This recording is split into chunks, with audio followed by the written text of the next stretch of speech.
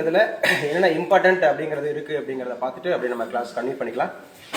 So இன்னைக்கு உண்டானதில் ரொம்ப முக்கியமானது என்ன அப்படின்னு சொல்லிட்டு நம்ம பார்க்கலாம். சரியா, எழுதி வச்சுங்க. ஃபர்ஸ்ட் ஒன் என்ன சொல்லியிருக்காங்கன்னா, உங்கள் கனவை சொல்லுங்கள். யார் சொல்லியிருக்கிறா அப்படின்னு பார்த்தா நம்முடைய கல்வி அமைச்சர் சொல்லியிருக்காங்க.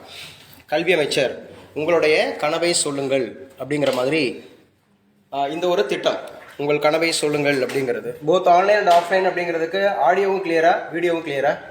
ஆடியோ உங்களுக்கு கிளியரா?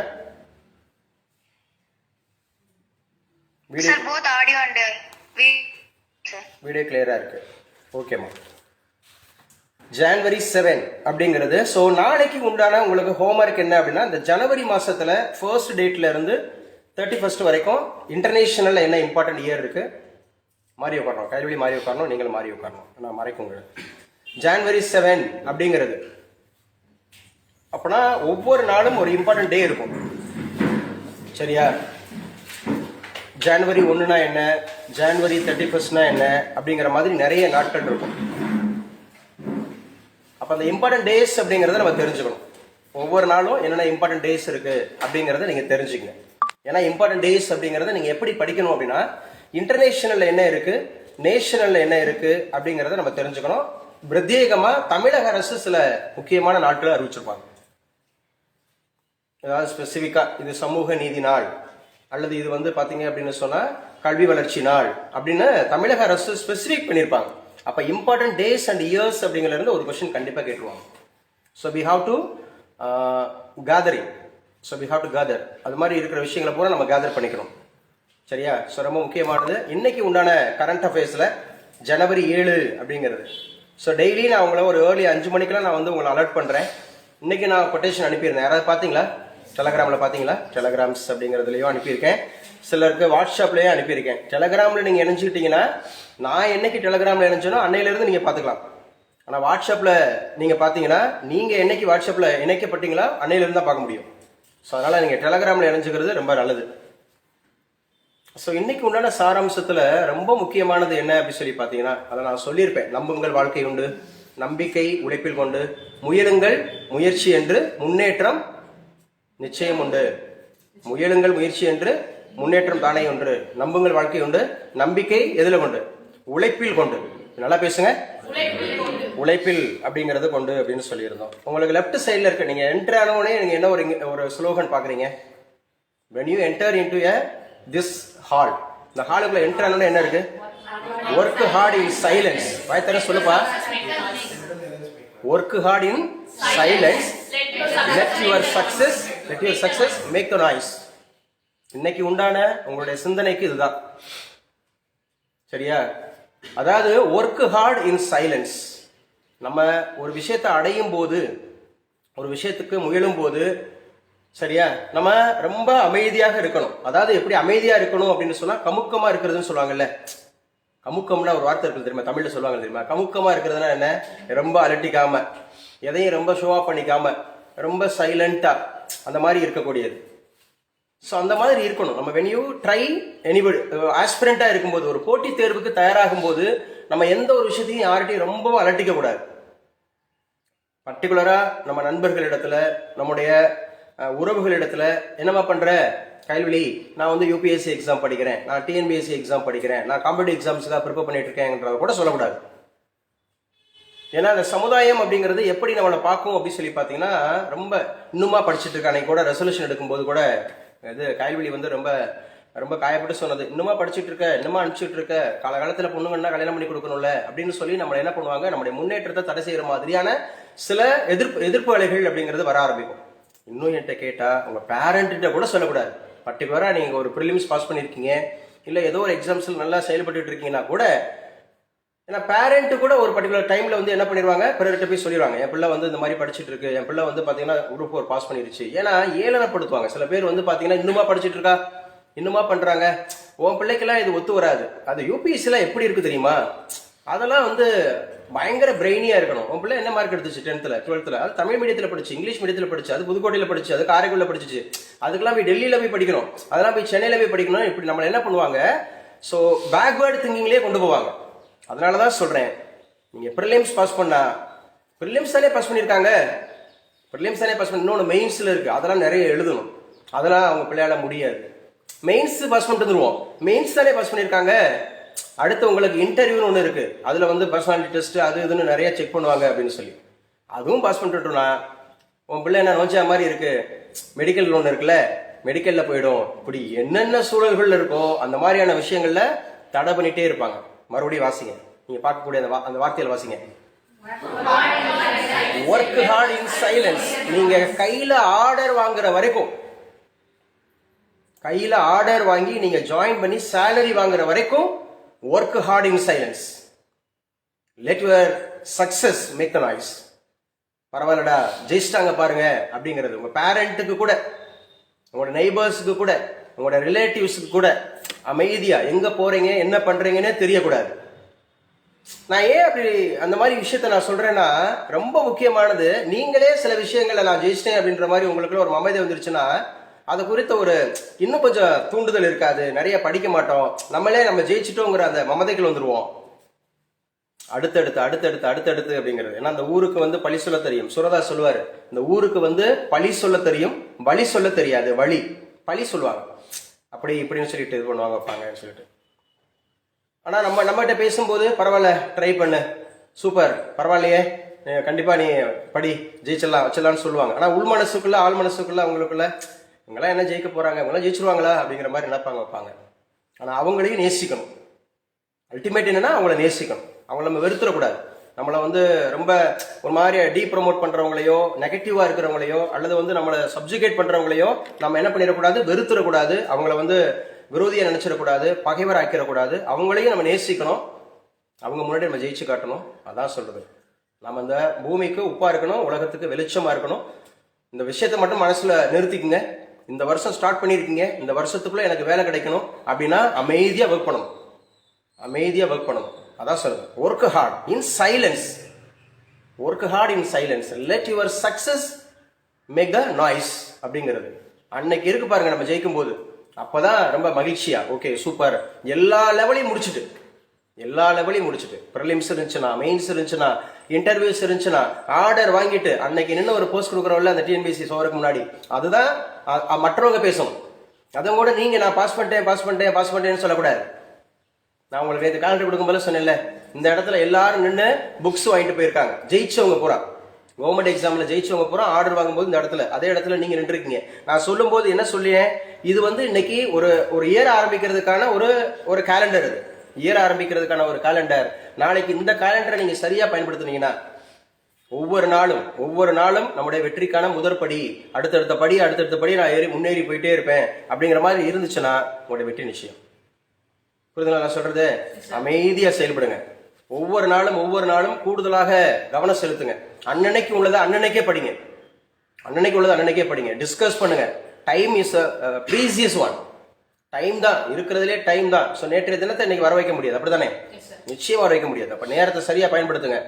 அதான் சொல்றது, உங்கள் கனவை சொல்லுங்கள் திட்டம் வெளியே வச்சுங்க, புதிய திட்டம். அப்ப திட்டங்கள் பூரா தனியா ஒன்று எடுத்துட்டு வரணும். ஸோ நேற்றுக்கு ஒரு திட்டம் பார்த்தோம், அப்படித்தானே?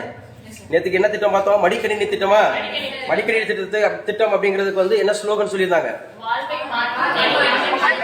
வாழ்வை மாற்றும் மடிக்கணினி திட்டம். வாழ்வை மாற்றும் மடிக்கணினி திட்டம். அந்த வாழ்வை மாற்றும், நிச்சயமா மாற்றும். உலகத்தையே உங்க கையில கொண்டு வந்து காண்பிக்கும். இன்னைக்கு இருக்கக்கூடிய மொபைல் அப்படிங்கிறது, ஆண்ட்ராய்டு மொபைல் அநேகருக்கு வந்து பாத்தீங்கன்னா சோசியல் மீடியால நேரத்தை செலவிடுறதுக்கு. பட் நமக்கு என்ன சார் அப்படின்னு சொன்னா, அது வந்து உலகையை நம்ம கையில கொண்டு வரதுக்கு, தெரியாத விஷயத்தை தெரிஞ்சுக்கிறதுக்கு, அப்படித்தானே? இன்னைக்கு அட்வான்ஸ்டு திங்கிங்ல இருக்கு. ஸோ நல்லா ஞாபகம் வச்சுங்க. இப்ப திட்டங்கள்னு வரும்போது ஒவ்வொரு திட்டங்களையும் தனித்தனியாக ஞாபகம் வச்சுங்க. மத்திய அரசு திட்டங்கள் என்னென்ன, மாநில அரசு திட்டங்கள் என்னென்ன. ஒரு திட்டங்களை படிக்கிறது எப்படி அப்படின்னா, முதல்ல அந்த இயர் டேட் ஞாபகம் வச்சுக்கணும். இந்த திட்டம் எந்த ஆண்டு ஆரம்பிக்கப்பட்டது, எந்த நாள்ல ஆரம்பிக்கப்பட்டது. 2, எந்த இடத்துல ஆரம்பிக்கப்பட்டது. 3, அதோட அப்ஜெக்டிவ்ஸ், அதோட நோக்கம் என்ன, இந்த திட்டத்தோட நோக்கம் என்ன. 4, இது எவ்வளவு பேரை போய் பயனடைய போகுது, பெனிஃபிஷியரிஸ்.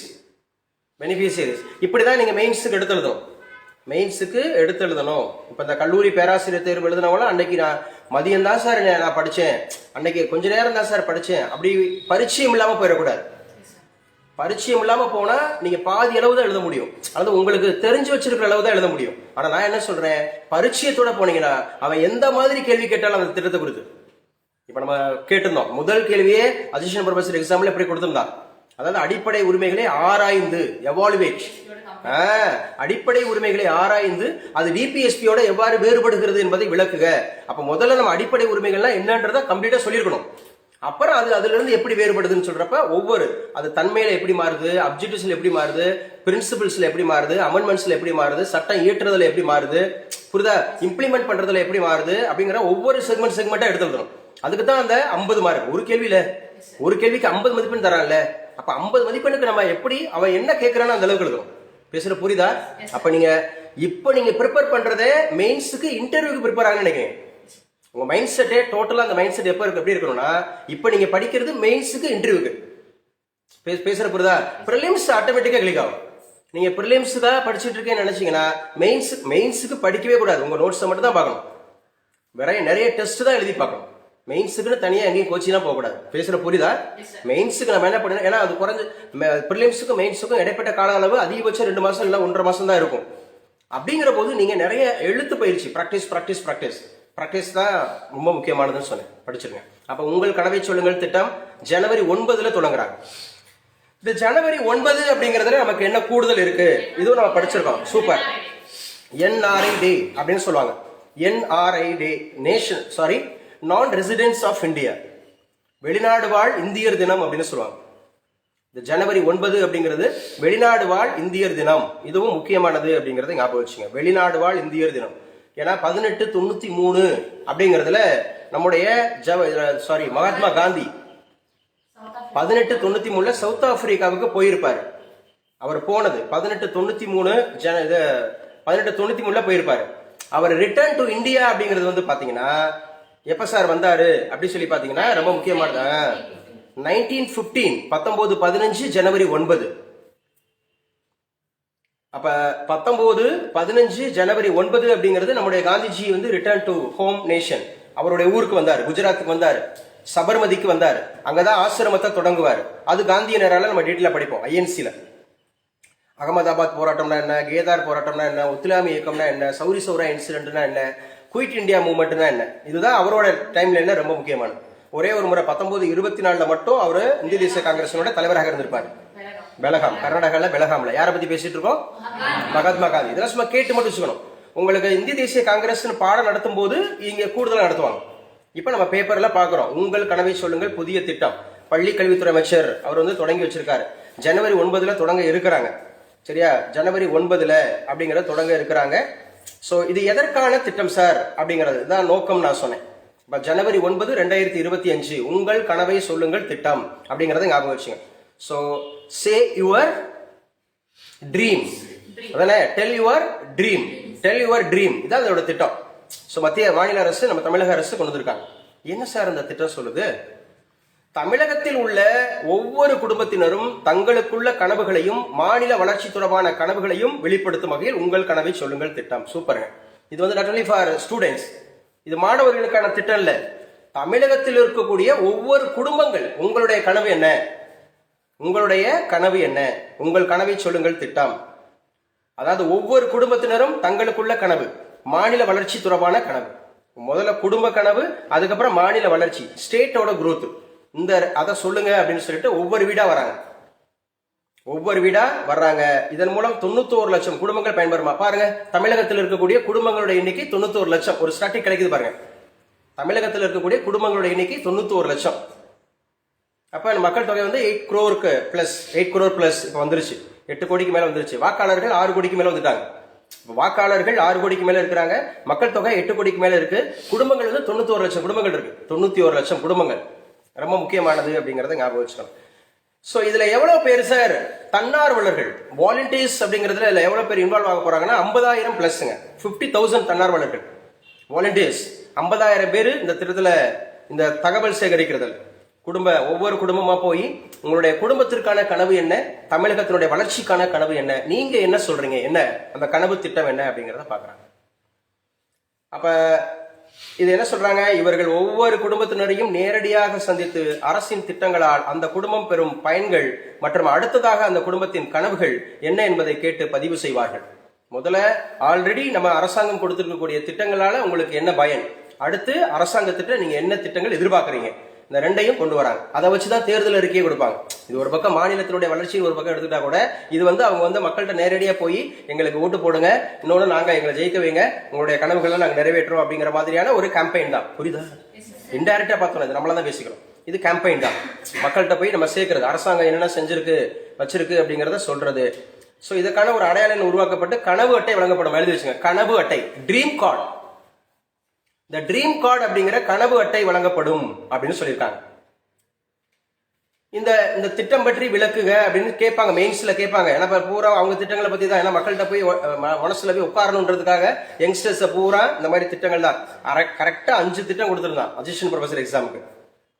கலைஞர் மகளிர் உரிமை தொகை திட்டம் பற்றி எழுது, நான் முதல்வன் திட்டம் பற்றி எழுது, புரிதா, தமிழ் புதன், புரியுதா, திட்டங்களை வச்சு.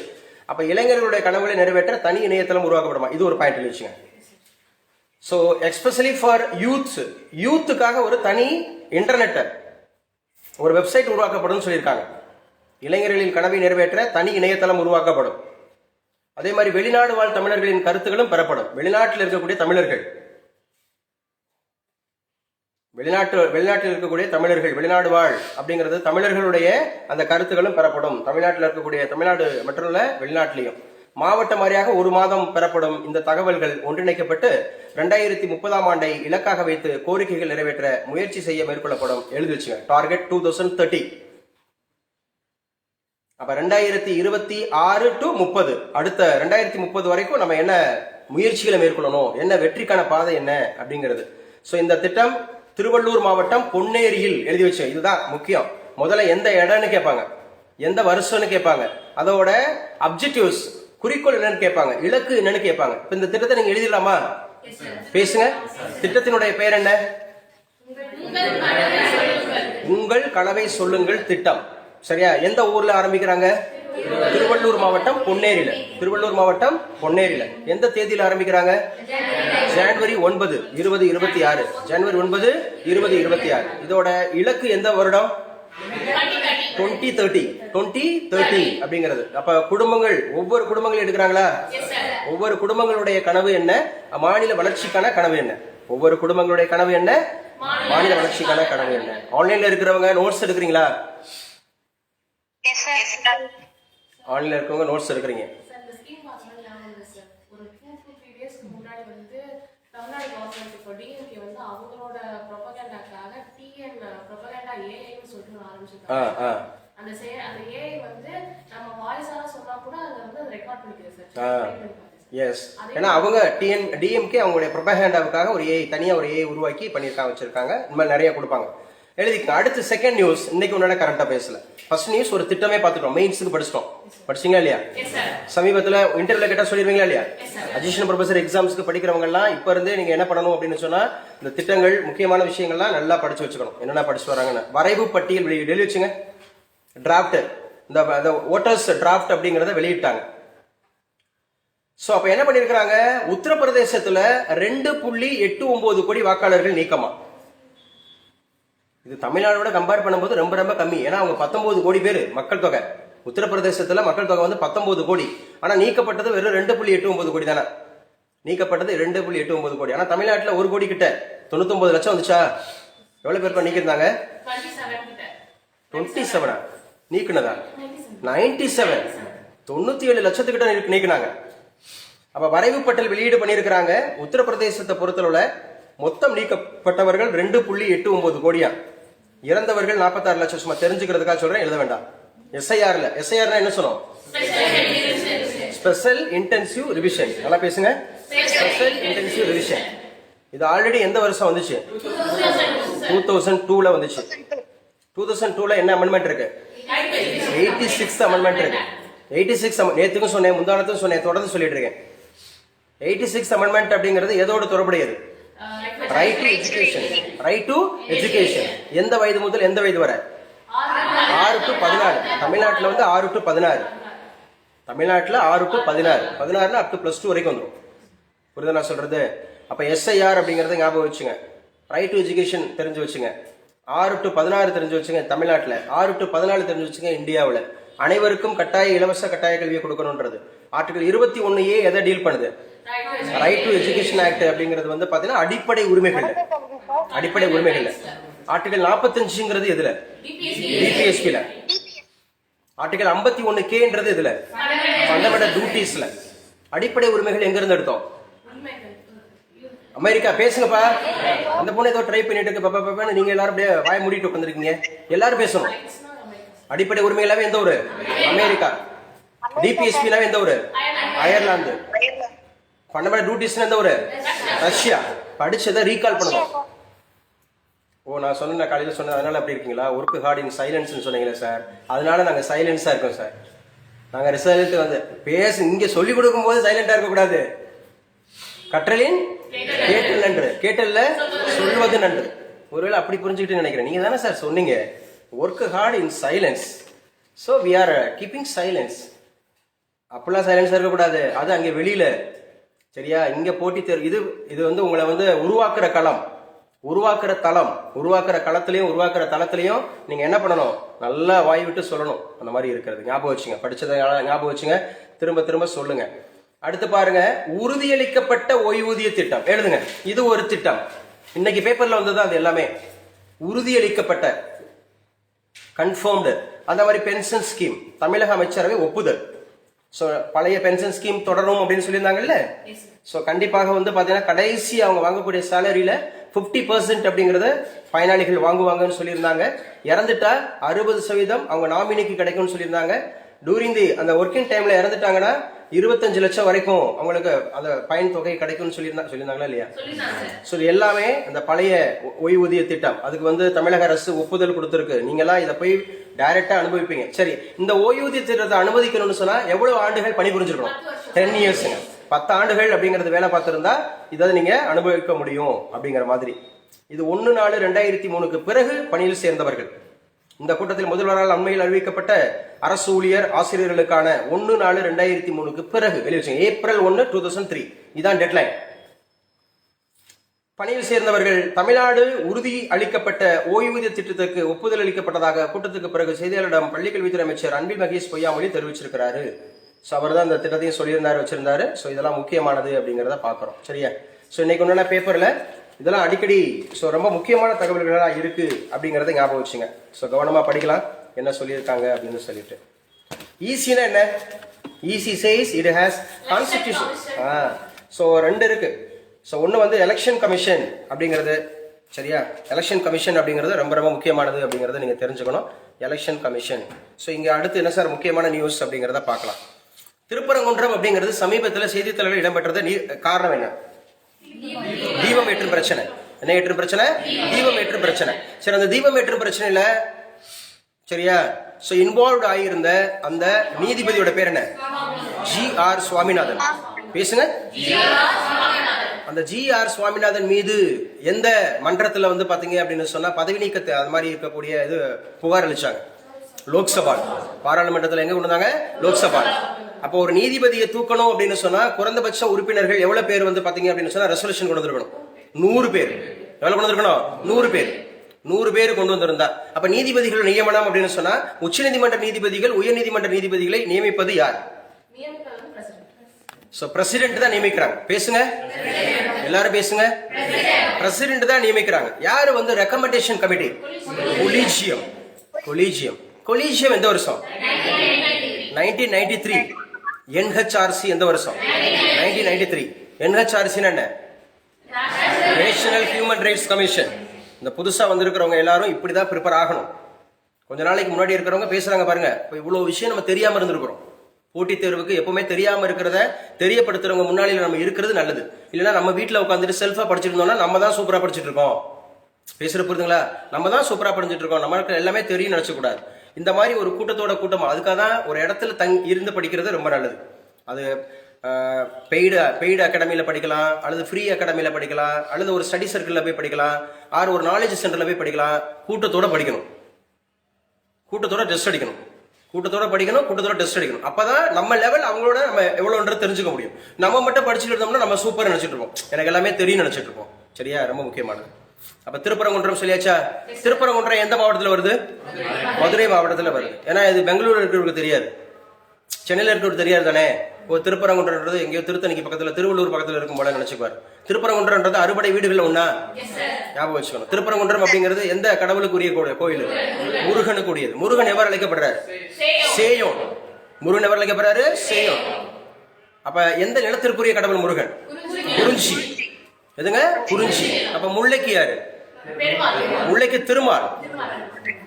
அதுக்காக பெருமாள் விஷ்ணு கிருஷ்ணன் அப்படிலாம் சொல்லிடக்கூடாது. திருமால். பெருமாள் ஆப்ஷன்ல இருக்காது. திருமால். சரியா? திருமால் அப்படிங்கிறது. மருதத்துக்கு யாரு? இந்திரன். மருதத்துக்கு யாரு? இந்திரன். நெய்தலுக்கு யாரு? வருணன். நெய்தலுக்கு யாரு? வருணன். கொற்றவை யாரு? பாலை நிலத்திற்கு. சோ இது இன்னைக்கு முதல் பக்க செய்தியில ஹிந்து பேப்பர்ல முதல் பக்க செய்தியில திருப்பரங்குன்றம் விஷயம் அப்படிங்கறது பேசி இருக்கிறாங்க. இதை நம்ம தெரிஞ்சுக்கிறோம். சரியா? அடுத்து புதிய ஓய்வூதிய திட்டத்துக்கு ஒப்புதல் அளிச்சிட்டாரா? பேசுங்க. அழிச்சிட்டாரு அப்படிங்கிறது. உங்க கனவை சொல்லுங்க அப்படிங்கிற ஒரு திட்டம் வருதா? உங்க கனவை சொல்லுங்க திட்டம் எப்போது? ஜனவரி 9. அதோட இலக்கு எந்த வருஷம்? 2030. எத்தனை குடும்பங்கள்? 91 லட்சம் குடும்பங்கள். எந்த குடும்பங்கள்? தமிழ்நாட்டில் இருக்கக்கூடிய குடும்பங்கள் அப்படிங்கிறது. சோ தாவேகா தலைவர் யாரு? விஜய். விஜய்க்கு வந்து யார் சம்மன் அனுப்பியிருப்பா? சிபிஐ. சிபிஐயோட எக்ஸ்பான்ஷன் என்ன? Central bureau of investigation. Central bureau of investigation. So CBI அப்படிங்கிறது கான்ஸ்டிடியூஷனல் பாடியா நான் கான்ஸ்டிடியூஷனல் பாடியா? நான் கான்ஸ்டிடியூஷனல் பாடி. கான்ஸ்டிடியூஷனல் பாடிக்கும் நான் கான்ஸ்டிடியூஷனல் பாடிக்கும் என்ன வேறுபாடு? ஆர்டிகல்ஸ் இருக்கும் இருக்காது. யாருக்கு இருக்கும்? கான்ஸ்டிடியூஷனல் பாடிஸ்க்கு இருக்கும். யாருக்கு இருக்காது? நான் கான்ஸ்டிடியூஷனல் பாடிக்கு இருக்காது. சிபிஐயோட தற்போதைய இயக்குனர் யாரு? பிரவீன் சூட். பிரவீன் சூட் எந்த மாநிலத்தினுடைய முன்னாள் டிஜிபி? கர்நாடகாவோட முன்னாள் டிஜிபி. டிஜிபின்னா என்ன? Director general of police. Director general of police. DGP தான் ஹையஸ்ட் ரேங்க் இந்த போலீஸ் டிபார்ட்மெண்ட் அப்படிங்கறதெல்லாம் ஞாபகம் வச்சுக்கணும். சோ முக்கியமானது அம்ருத் பாரத் ஸ்டேஷன். இந்த திட்டம் எதோடு தொடர்புடையது? இப்ப கூட ரயில்வே ஸ்டேஷன்ஸ் வந்து புதுப்பிக்கிறதுங்க. ரயில்வே ஸ்டேஷனோட இன்ஃப்ராஸ்ட்ரக்சரை டெவலப் பண்றது. அதான் அம்ருத் பாரத் திட்டம். கேட்பாங்க. இப்ப தமிழகத்துல நம்ம காரைக்குடி ரயில்வே ஸ்டேஷன் அம்ருத் பாரத்னால பயனடைஞ்சிருக்குது. இப்ப போய் பாருங்க, புது பொலிவோட இருக்கும். அம்ருத் பாரத் ஸ்டேஷன் திட்டப்பணிகள் நிறைவு. தமிழகம் வரும் பிரதமர் திறந்து வைக்க உள்ளதாக தகவல். ஸ்ரீவில்லிபுத்தூர் ரயில்வே ஸ்டேஷன் காமிச்சிருக்காங்க.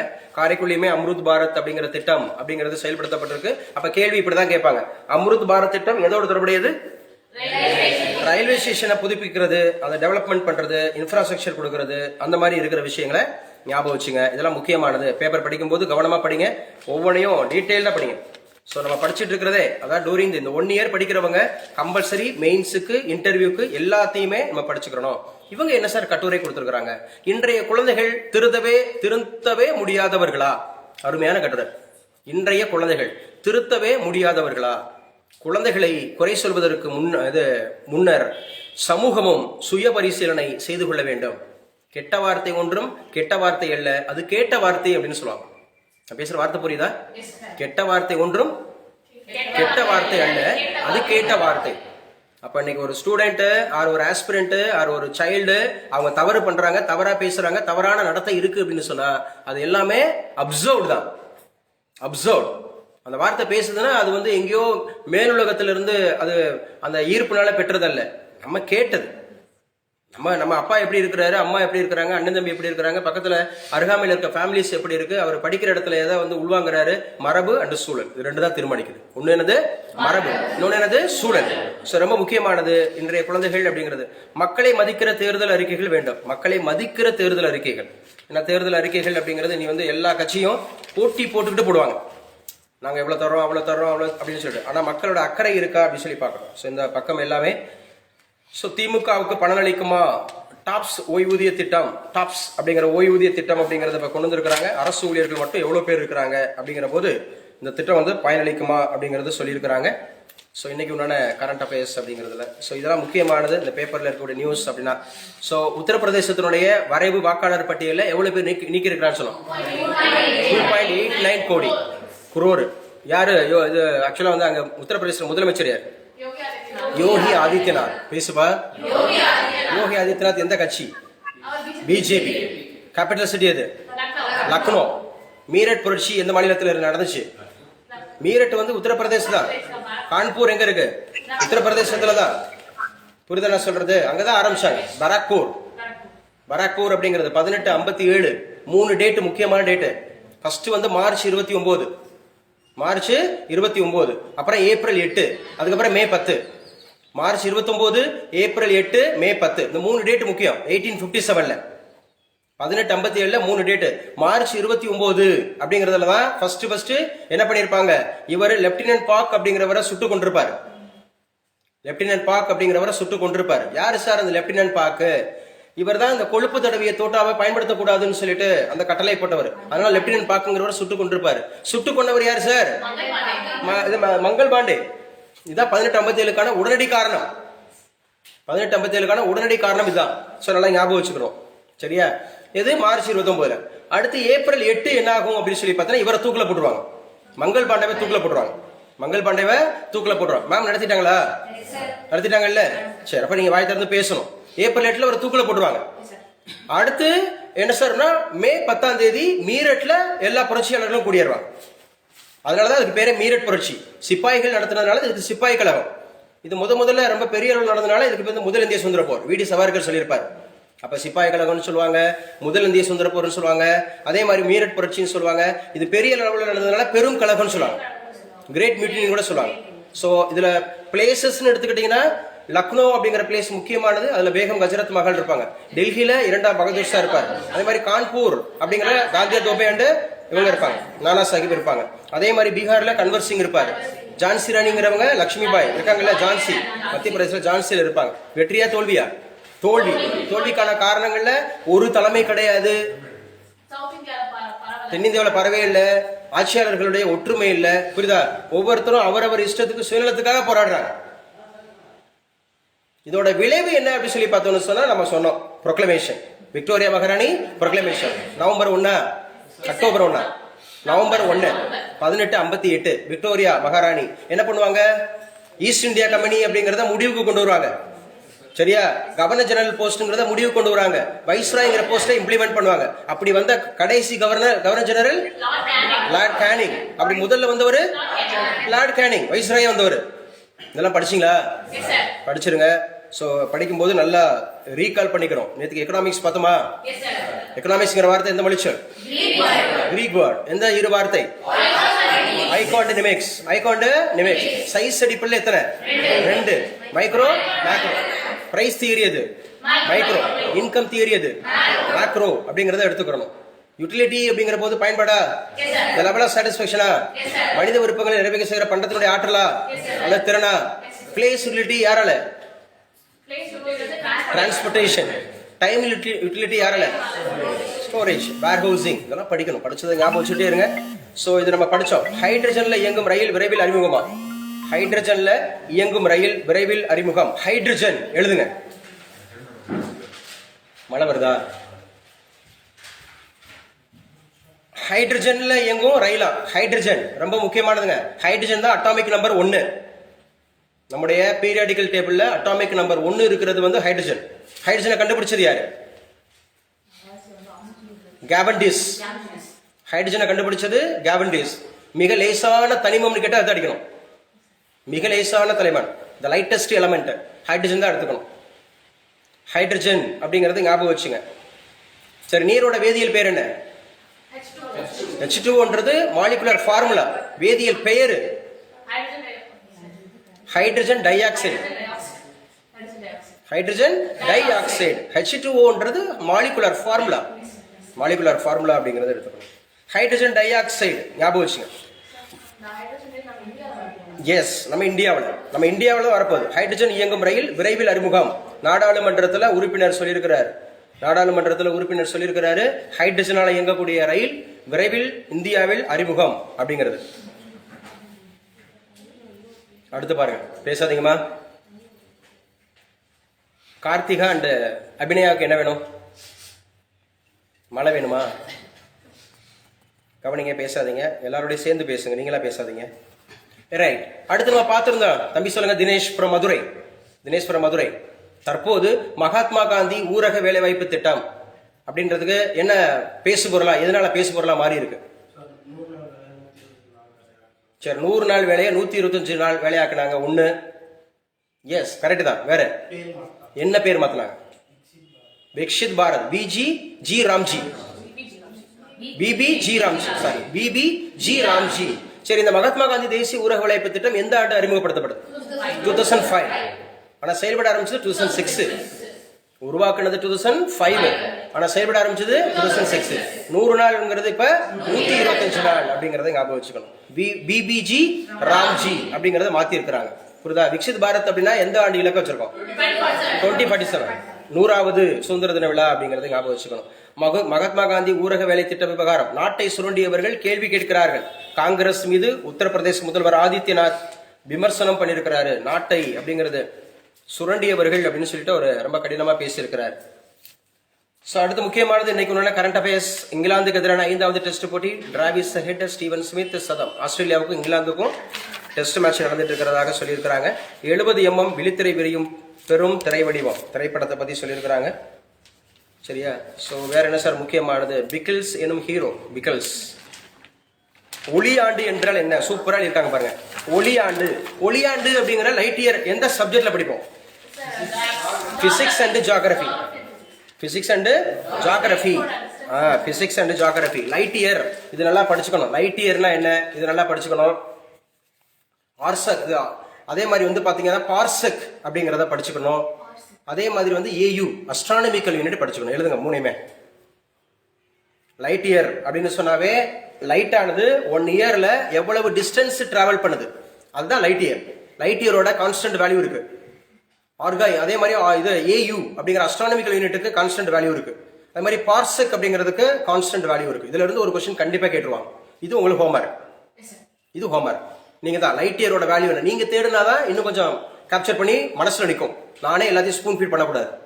லைட் இயர் அப்படின்னு சொன்னா என்ன டெஃபினிஷன் பண்ணிடுறேன். லைட் இயர்னு சொன்னா இந்த லைட் ஆனது ஒரு ஆண்டுல எவ்வளவு டிஸ்டன்ஸ் டிராவல் பண்ணுது அப்படிங்கறத என்னதுப்பா? Light year. நல்லா பேசுங்க. லைட் இயர் அப்படிங்கறத ஞாபகம் வச்சுக்கணும். சரியா? அதாவது இப்ப எர்த் இருக்கு. அப்ப எர்த்ல இருந்து சன் எவ்வளவு தொலைவில் இருக்கு அப்படிங்கறது அஸ்ட்ரானமிக்கல் யூனிட், வானியல் தொலைவுன்னு சொல்லுவாங்க. Astronomical unit. அதே போல பார்சக்னா ஒவ்வொரு நட்சத்திரங்களும் எவ்வளவு தொலைவில் இருக்கு. ஸ்டார்ஸ் ஸ்டார்ஸ் எவ்வளவு தொலைவில் இருக்கு அப்படிங்கிறது. அப்ப லைட் இயர், அஸ்ட்ரானமிக்கல் யூனிட், பார்சக் இதோட கான்ஸ்டன்ட் வேல்யூஸ் கம்பல்சரி தெரியணும். பிசிக்ஸ்ல யூனிவர்ஸ்ங்கிற லெசன்ல கேட்பாங்க. ஜியோகிராஃபிலையும் சோலார் சிஸ்டத்துல கேட்பாங்க. ஜியோகிராஃபிலையும் சோலார் சிஸ்டத்துல கேட்பாங்க. ஒளியாண்டு அப்படிங்கிறது இது நம்ம நிறைய படிச்சிருப்போம். அப்ஹீலியன், பெர்ஹீலியன் கேள்விப்பட்டிருக்கீங்களா? அப்ஹீலியன் என்ன, பெர்ஹீலியன் என்ன? இருங்க மத்தவங்க பேசுங்க. தெரியும் தெரியாது? தெரியாது. அப்ஹீலியன் சொன்னா longest distance between sun and earth. சன்னுக்கும் எர்த்துக்கும் இடையில லாங்கஸ்ட் டிஸ்டன்ஸா இருக்கிறதா எனது அப்ஹீலியன். அது வந்து 152 மில்லியன் கேட்பாங்க. 152 million kilometre from earth. 152 million. அம்மா எழுதுறீங்களா? ஆன்லைன்ல இருக்கிறவங்க எழுதுறீங்களா? நோட்ஸ் எடுக்கிறீங்களா? நல்லா எஸ் சார் சொல்லுங்க. அத போல சவுத் ஆப்பிரிக்கா போல இருக்கீங்களாப்பா? Anushiya South Africa. Yes sir இருக்கேன் சார். ஓகே, நேத்தி கிளாஸ் அட்டெண்ட் பண்ணலையோ? Yes sir, network issue sir. இங்க கம்ப்ளைண்ட் பண்ணிருக்காங்க சார். ஓ, சவுத் ஆப்பிரிக்கால நெட்வொர்க் இஷ்யூஸ் இல்ல? சரி, ஓகே. அதெல்லாம் பெர்மிஷன் கேட்டணும். அந்த மாதிரி இருக்கிறது. ஒளியாண்டு அப்படின்னு சொன்னா லைட் டிராவல் பண்றது சொல்லட்டுமா? சோ அப்ஹீலியன் அப்படின்னு சொன்னா அதிகபட்ச தூரமா? பெர்ஹீலியன் சொன்னா ஷார்ட்டஸ்டா? அது 147 மில்லியன். 147 மில்லியன் அப்படின்னா நம்ம எர்த்துக்கும் சூரியனுக்கும் அதிகபட்ச தொலைவு வந்து 15 கோடிட்டே இருக்கு. 15 கோடி. 152 மில்லியன். ஏன்னா ஒரு மில்லியன்றது 10 லட்சம். ஒரு மில்லியன்றது 10 லட்சம் ஞாபகம் வச்சுக்கணும். சரியா? அப்ப 147 ஷார்டஸ்ட் டிஸ்டன்ஸ்ன்றது 147. ஒரு பேப்பர் தான் படிச்சுட்டு இருக்கோம். கரண்ட் அஃபேர்ஸ் தான் படிச்சுட்டு இருக்கோம். 1 இயர் இருக்கு. நல்லா படிக்கலாம். புரியுதா? முதல்ல நீங்க மெயின்ஸ் இன்டர்வியூக்கு தயாராகணும். ஆசைப்படுறது எப்பவுமே ஹையா இருக்கணும். Our aim should be high. பேசுங்க. Our aim should be high. சும்மா நான் குரூப் 4 இருக்க கூடாது. அதுக்கு முன்னாடி குரூப் 1 வருது. அதுல உங்களை ப்ரூவ் பண்ணுங்க. குரூப் 2 வருது, ப்ரூவ் பண்ணுங்க. இது 2 கிளிக் ஆகலைன்னா குரூப் 4ல பாஸ் ஆயிட்டு போங்க. பேசுற புரியுதா? குரூப் 1க்கு தான் ஆசைப்படணும். தமிழ்நாடு டிஎன்பிஎஸ்சில ஹையஸ்ட் டிஎன்பிஎஸ்சில குரூப் 1 தான். அதுக்கு ஆசைப்படணும். எடுத்தோடனே டெப்டி கலெக்டர், எடுத்தோடனே டிஎஸ்பி, எடுத்தோடனே அசிஸ்டன்ட் கமிஷனர், எடுத்தோடனே டிஇஓ, ஹையஸ்ட் போஸ்ட். ஒரு மாநில அளவில் ஹையஸ்ட் போஸ்ட் தான். ஐஏஎஸ்க்கு அப்புறம் யூபிஎஸ்சின்றது ஸ்டேட் லெவல், நேஷனல் லெவல். இது வந்து மாநில லெவல்ல பெஸ்ட். ஸோ அதுக்கு ஆசைப்படணும். சரியா? அதுக்கு என்ன பண்ணணும்? ஆசைப்பட்டா மட்டும் பார்த்தா அது என்ன பண்ணணும்? ப்ரிப்பேர் ஆகணும். நல்லா அடம் பிடிக்கணும். எஸ், அடம் பிடிக்கணும். எப்படி? இன்னைக்கு 5 மணிக்கு எந்திரிக்கணும். உண்மையாவே இன்னைக்கு 5 மணிக்கு எந்திரிச்சவங்க சொல்லுங்க. பரவாயில்ல, எல்லாரும் எந்திரிக்கிறீங்க. அப்ப நான் கண்டிப்பா நான் வந்து உங்களை குட் மார்னிங் கேட்பேன். நான் அனுப்பிச்சு கொடுக்குறேன்ல, ரெகுலரா உங்களுக்கு அனுப்பிச்சு கொடுக்குறேன்ல, அந்த குரூப்ல போட்டு விடுறேன்ல. இன்னைக்கு கூட ஒரு வீடியோ எல்லாம் எடுத்து அனுப்பினேன்ல. நம்ம வந்து ஒரு 4 விஷயங்களை கவனம் செலுத்தணும் சொன்னா 4 விஷயத்த குறைக்கணும். தூங்கக்கூடாது, சாப்பிடக்கூடாது, செத்துருவேன் மனுஷன். அதாவது குறைக்கணும். 4 விஷயத்த குறைச்சிங்கன்னா லைஃப்ல அச்சீவ்மெண்ட்ஸ் கிடைக்கும். ஃபர்ஸ்ட் வந்து நான் சொன்னது வந்து பாத்தீங்கன்னா சாப்பாடு. இன்னும் கொஞ்சம் அதிகமா சாப்பிடலாம். பிரியாணி சாப்பிடும்போது அல்லது மற்ற ஏதாவது ஒரு பதார்த்தம் அதிகமா சாப்பிடும்போது போட்டித் தேர்வாளர்கள் அல்லது வயதானவர்கள் நோய் வரக்கூடாதுன்றக்கா சொல்றேன். அமிர்தமும் மிஞ்சினால் அமுதமும் நஞ்சு. அளவுக்கு மீறினால் அமிர்தம் நஞ்சு. அப்ப இன்னும் கொஞ்சோண்டு சாப்பிடலாம், கூட சாப்பிடலாம்ன்ற போது சாப்பாடை கொஞ்சம் குறைச்சிக்கணும். பரவாயில்ல. அதுக்கப்புறம் நம்ம ருசிக்கு தான் சாப்பிடுறோம், பசிக்கு இல்லை. அதிகமா சாப்பிடக்கூடாது. சரியா? 1. 2வது அதிகமா தூங்கிடக்கூடாது. 3வது அதிகமா சோம்பலா இருக்கக்கூடாது. சோம்பேறியா சும்மா லேசினஸா இருக்கக்கூடாது. அதிகமா அதை குறைச்சிக்கணும். அந்த லேசினஸை குறைச்சிக்கணும். 4 அதிகமா பேசக்கூடாது. அதான் இன்னைக்கு ஒர்க் ஹார்ட் இன் சைலன்ஸ். நான் அடிச்சேன் பாரு, நான் அடிச்ச மணி கேட்டு ப்ரிலிம்ஸுக்கே வந்து அலப்பறையை காட்டுறது. நான் ஜெயிச்சிட்டேன் பாரு. அம்மா அடுத்து மெயின்ஸ் இருக்கு, அடுத்து இன்டர்வியூ இருக்கு, அடுத்து மெடிக்கல் இருக்கு. பேசுற புரியுதா? ரிசல்ட்டை வாங்கிட்டு தான் பரவாயில்லடா அடிச்சிட்டேன் பாரு. அதான். ஸோ பேச்சை குறைக்கணும். Talk less, work more. அதான் சொல்லணும். சரியா? Work hard in silence, let your success make noise. இது பொருந்துதா? நம்ம இன்னைக்கு பேசுனது 4 விஷயத்தை குறைப்பீங்களா? அதிகமா சாப்பிடக்கூடாது, அதிகமா தூங்கிடக்கூடாது, அதிகமா சுத்திடக்கூடாது. லேசியா தூங்கிட்டே போறா அப்படியே இருக்கக்கூடாது. அடுத்து அதிகமா என்ன பண்ணிடக்கூடாது, பேசிடவும் கூடாது டூரிங் எக்ஸாமினேஷன் டைம். அப்ப ஒளி ஆண்டு என்று இருப்பதால் ஒளியாண்டு என்பதை காலத்தை அளக்கும் அழகு என பலரும் பிழையாக கருதி விடுகின்றனர். சோ ஒளியாண்டு பத்தி இந்த கட்டுரை எழுதியிருக்கிறாங்க. நல்ல கட்டுரை, பேசாதீங்க. வானியல் அழகு அப்படின்னா என்னன்றதை எழுதியிருக்கிறாங்க. வானியல் அழகு அதை பத்தி எழுதியிருக்கிறாங்க. இப்ப இதை நான் வாசிக்கிறேன், கொஞ்சம் கவனிங்க. பாருங்களேன் என்ன சொல்லியிருக்காங்க பாருங்க. முதலில் இந்த ஒளி ஆண்டு அப்படிங்கறத அளவிட முயன்றவர் யார்? The first attempt was made by. நமக்கு கிடைக்குது பாருங்க சோர்ஸ். சயின்ஸுக்கு கிடைக்குது, ஜியோகிராபிக்கு கிடைக்குது, இங்க சோர்ஸ் நியூஸ் பேப்பர்ல கிடைக்குது. ஒளி ஆண்டு. பிசிக்ஸ்ல மட்டும் 25 கேள்விகளுக்கு மேல கஷ்டம் சொல்லிட்டு இருக்காங்க. அசிஸ்டன்ட் ப்ரொஃபசர் எக்ஸாம் எழுதுனவங்க பிசிக்ஸ் இப்படி படிக்கணும். எங்க இருந்து கேள்வி கேட்டாங்கன்னே தெரியலன்னு சொன்னா பேப்பர்ல இருந்தெல்லாம் எடுத்திருப்பாங்க. பேசுற புரியுதா? கார்த்திகாவுக்கு பிளஸ் என்ன வேணும், ருத்ராக்கு என்ன வேணும்? கவனிங்க. நீங்க பேசுனதுனாலதான் என்ன வேணும்னு கேக்குறேன். ஏதோ பேசுறீங்க, இங்க கேளுங்க. ஏன் மழை நின்று போச்சுன்னு ஏதோ டவுட் இருக்கா அப்படின்னா நீங்க அங்கதான் கேட்கணும்னா அதை அப்புறம் கேட்டுக்கலாம். வெளியில போயிட்டு அப்புறம் விசாரிங்க. 11:30க்கு விசாரிங்க. ஏன் மழையே ஏன் நின்று போனேன் என்ன அந்த மாதிரி கேட்டுக்குங்க. இங்க என்கிட்ட கேட்கறாங்க, என்கிட்ட கேளுங்க. சரி, யாருங்க ஃபர்ஸ்ட் அட்டெம்ப்ட் யார் எழுதுங்க பாருங்க. ஃபர்ஸ்ட் அட்டெம்ப்ட் யாருன்னு சொன்னா ஃபிடரிக் பெசல். he attempted first. இவர் தான் முதல் முயற்சி செய்தார். எதை? இந்த ஒளியாண்டு அப்படிங்கறத கண்டுபிடிக்கிறது, ஒளியாண்டு அளவிடுறது. அஸ்ட்ரானட் இவர் வந்து ஃபிடரிக் பெசல். இந்த வானியலார் அப்படிங்கிறது சூரியனுக்கு அடுத்ததாக மற்றொரு விண்மீன் தொலைவை அளவிட்ட முதல் ஆய்வாளர் இவரே, ஃபிடரிக் பெசல். சோ எந்த ஆண்டு சார்? 1838. 1838. இதுக்கு அவர் பயன்படுத்தின அந்த அளவு என்ன சார்? அந்த ஸ்கேல் ஹீலியோமீட்டர் அப்படிங்கிற கருவி மூலம், இன்ஸ்ட்ருமெண்ட் ஹீலியோமீட்டர். நம்ம ஏற்கனவே சொல்லியிருக்கோம். பைரோ ஹீலியோமீட்டர்னு ஒன்று இருக்கு. பைரோ ஹீலியோமீட்டர் அப்படின்னாவே அதிகபட்ச வெப்பத்தை அளக்கிறது, பைரோ ஹீலியோமீட்டர். அதனால சூரியன் அளக்கிறது கூட கேட்பாங்க. சூரியன் அளக்கிறதுக்கு பைரோ ஹீலியோமீட்டர். ஏன்னா சூரியனோட இது மேற்பரப்பு வெப்பநிலையே கிட்டத்தட்ட அவ்வளோ டிகிரி செல்சியஸ். சரியா? 6000 டிகிரி செல்சியஸ்க்கு மேல இருக்கும்னு நினைக்கிறேன். Think so. அப்ப பைரோ ஹீலியோமீட்டர் மூலமா அளந்தாரா? அளந்தவர் யாரு? ஃபிடரிக் பெசல் அப்படிங்கிறவர். லைட் இயர் அப்படிங்கறத முதல்ல அவர் அளந்திருக்கிறாரு அப்படிங்கறத ஞாபகம் வச்சுக்கிறோம். அதே மாதிரி சராசரி தொலைவு 15 கோடி கிலோமீட்டர் அப்படிங்கிறது. இந்த தொலைவு வானியல் அழகு முறை என்று அழைக்கப்படுகிறது. இதன் அடிப்படையில் 61 சிக்னி விண்மீன்களின் தொலைவு. சிக்னி விண்மீன்கள். ஸோ இதெல்லாம் ஞாபகம் வச்சுக்கணும். அப்ப லைட் இயர் ஞாபகம் வச்சுக்கணும், அஸ்ட்ரானமிக்கல் யூனிட் ஞாபகம் வச்சுக்கணும், பார்செக் ஞாபகம் வச்சுக்கணும். இந்த 3 அளவுகள் ரொம்ப முக்கியமான அளவுகள் அப்படிங்கறத ஞாபகம் வச்சுக்கணும். பார்செக் அப்படிங்கிற அளவு ரொம்ப முக்கியமான அளவு. ஸோ ஒரு நியூஸ் பேப்பரை இப்படி தான் படிக்கணும், நிறைய ஞாபகத்தில் வச்சுக்கணும். ஸோ என்ன சொல்லியிருக்காங்க அப்படிங்கிறத ஞாபகம் வச்சுக்கணும். ஒளி ஆண்டு அப்படிங்கிறத பற்றி நம்ம படித்தோம். அடுத்து என்ன சார் இருக்குது? ஸோ வேற படைப்பூக்கம் மெருகேற்றும் படிப்புகள். IAS ஆக படிப்பில் முதல் மாணவராக இருக்க வேண்டியதில்லை. இந்த ஒரு கட்டுரை எழுதியிருக்காங்க, நல்ல கட்டுரை தான். நீங்கள் IAS ஆகணுன்றது மாத்திரம் இல்லை, ஒரு போட்டித் தேர்வில் நீங்கள் குரூப் 1 எழுதி பாஸ் பண்ணுறதுக்கு ஒரு IAS நந்தகுமார் IAS தான் சொல்லியிருக்கிறார். நந்தகுமார் IAS உங்க எல்லாருக்கும் தெரிஞ்சிருக்கும். ஆல்ரெடி இவர் வந்து ராமநாதபுரம் கலெக்டராக இருந்தார். அதுக்கப்புறம் வந்து பார்த்தீங்கன்னா TNPSC முக்கியமான பதவியில் இருந்தார். நந்தகுமார் IAS என்ன சொல்லியிருக்காரு பாரு. IAS ஆக படிப்பில் முதல் மாணவராக இருக்க வேண்டியதில்லை. நந்தகுமாரின் தந்தை லாரி ஓட்டுநர், ஒரு லாரி டிரைவரா, சரியா, நாடு முழுவதும் பயணித்த அனுபவம் உள்ளவர். வீட்டையும் குழந்தைகளையும் பராமரிக்கிற பொறுப்பை தாய் ஏற்றுக்கொண்டார். சக மனிதர்கள் மீதான பார்வை எவ்வாறு இருக்க வேண்டும் என்பதை தன் பெற்றோரிடமிருந்தே இவர் பெற்றிருக்கிறார்.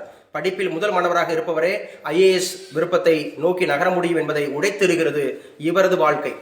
இவருடைய வாழ்க்கை பாருங்க, இவருடைய வாழ்க்கை வரலாறு அப்படிங்கிறத பாருங்க.